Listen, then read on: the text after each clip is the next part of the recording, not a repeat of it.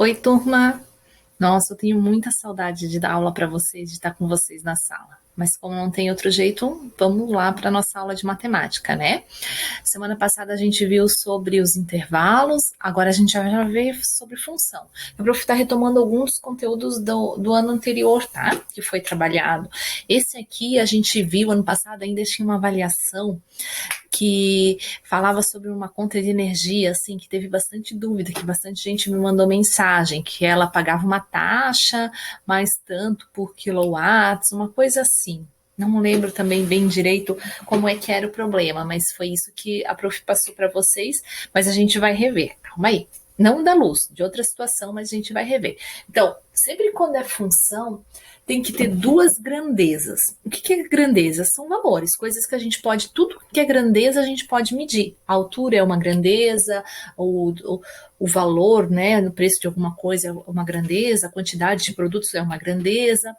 E então na função sempre tem que ter duas grandezas e elas são associadas, elas têm uma relação, né? Por exemplo, o dinheiro, o quanto que eu pago a conta do táxi com os quilômetros andados pelo táxi. Então, quanto mais quilômetros eu andar, mais vai custar a minha conta, né? A área do quadrado em relação ao lado. Por quê? Qual é a fórmula da área do quadrado? Lado vezes lado. Quanto maior o lado do meu quadrado, maior a área do meu quadrado, né? O consumo de combustível depende da velocidade do veículo ou de outros fatores, né? Se é 1.0, 1.8, quantas válvulas que é. Então, são dependentes. Ó. Pode olhar como tem uma independente, outra dependente que a gente já vai ver, que a gente também viu ano passado. Mas, então, são sempre duas grandezas que elas têm uma relação. Elas são associadas uma à outra. Então, nessas relações pode ter a variável independente, que são manipuláveis. Por exemplo, a velocidade eu posso manipular. E disso vai depender do quanto que eu vou gastar o combustível, que é a dependente. O que é? Será o resultado de outro fator, será o resultado de uma outra coisa. São apenas medidas ou registros. Vamos olhar os nossos exemplos aqui de novo. Olha só, se eu andar mais ligeiro, se eu pisar mais, eu vou gastar mais combustível. Então, independente, eu posso manipular ela, dependente. Lado, posso aumentar ou diminuir meu quadrado, manipulável, posso mexer no quadrado, no lado, mas a área vai depender desse lado, ela é dependente, né? Quilômetros, eu posso andar mais quilômetros ou menos quilômetros, né? Se eu quero andar um pedacinho a pé. E disso vai depender a minha conta, certo, pessoal? Então, tem uma dependente e tem uma independente, né? Agora a prof vai já.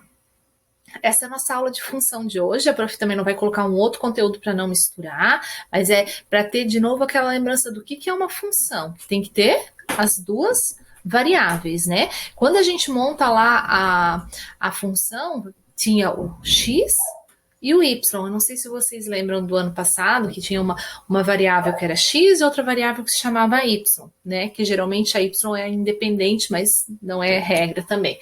Então, é para vocês só darem uma relembradinha.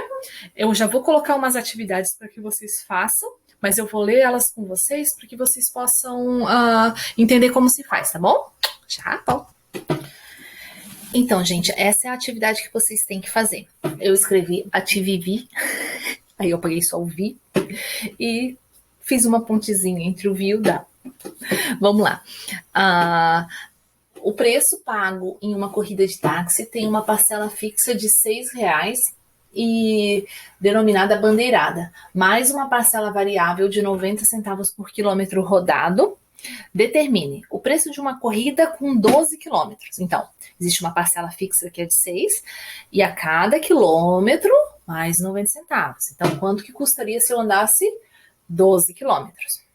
É quase o tanto que eu vou para a escola. Da minha casa até na escola dá 15 quilômetros. Assim. A distância percorrida pelo passageiro que pagou... faltou um aqui. Que pagou R$96 pela corrida. Lembra que tem uma parte fixa e tem aquela parte que é a variável, né? Termo dependente, independente aqui, né? não é isso, né? Termo dependente e dependente. Aqui tem uma parte fixa e uma parte variável. Então, eu quero que vocês resolvam essa questão. Como eu disse, essa aula foi mais curtinha, porque a prof também não quer ficar misturando conteúdos, né? Vamos ver cada uma coisa de cada vez. E vou deixar um vídeo junto lá para vocês estudarem, para vocês olharem, junto lá no nosso site. Todas as questões, todas as atividades e os conteúdos tem que ter no caderno, porque no final da retomada de conteúdo, que pela minha previsão vai ser ali final de março, a gente vai fazer uma avaliação. Então, se vocês tiverem o material no caderno, vai se tornar mais fácil para vocês realizar a atividade. Tá bom? Beijo e bons estudos.